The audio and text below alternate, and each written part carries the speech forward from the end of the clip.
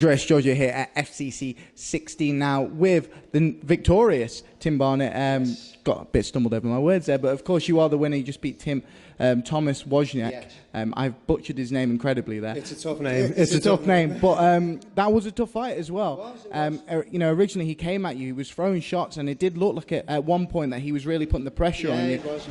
He was putting the pressure on, but I was never in trouble. I was still in control throughout. I just needed to control the range a little bit better than I did. I start slow as usual, but I picked it up and I got there in the end, and I knew he'd tire quicker than me, and then that was the game plan. I mean, that was really the X factor of the fight because, you know, he put a lot of pressure on you straight away, throwing a lot of shots which you weathered the storm, and then, you know, the takedown, obviously very important, and that very deep rear naked choke. Yeah. It looked like he was almost unconscious as well.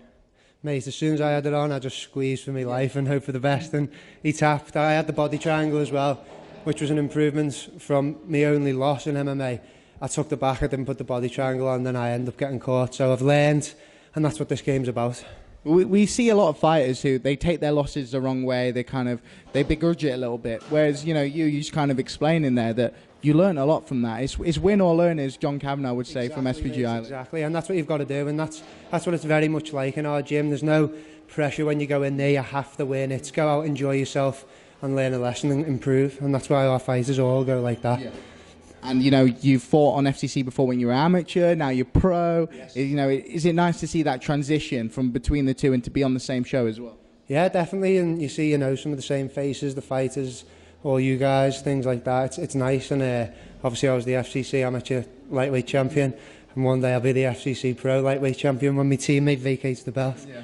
Is that a nice kind of thing that, you know, especially when you fight on the same promotions and you kind of work your way around, to know that, hey, I've won the amateur belt and, you know, one day I could potentially go for that pro belt as well? That's the plan as well.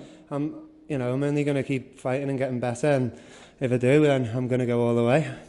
One thing I want to ask you about is obviously the T-shirt that the viewers can see. It's really interesting, actually, especially in UK MMA. It's your podcast. It is. And we don't. Listen? I haven't had a listen. It's on my podcast list.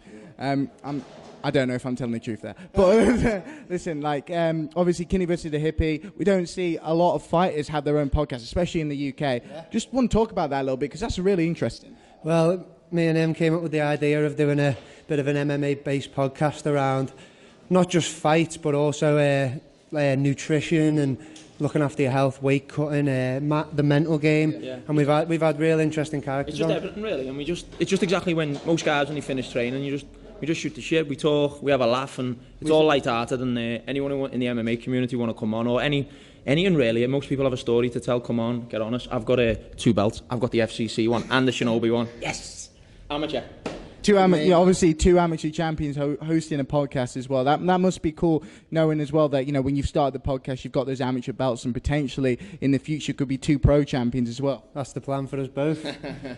And I just want to lastly talk about obviously MMA Academy, where you train out of. It's a gym at the minute, which is, again, it's always been a revered gym, but I don't know, more recently it's just felt that there's been a lot more of a spotlight on it and a lot more people talking about MMA Academy. Just talk about the influence it's had on you and why the MMA Academy in Liverpool is, you know, such a renowned gym. Well, for me, I've only been there for 3 years, so I've only been pretty brief. I've been there since it opened. Yeah, he's been there a while. He's one of the OGs, mate.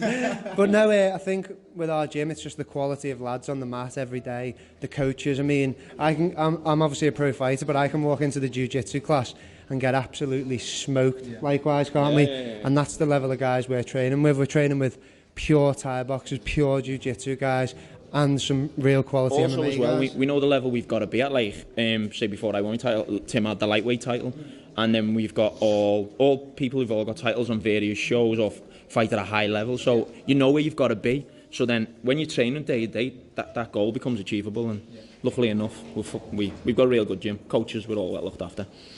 And obviously 2 guys who are progressing very well. Your second pro win, Tim. Congratulations, FCC 16. Appreciate it, thank you. Kinney versus a Hippie. Check it out on Facebook and iTunes. Yeah, get on us.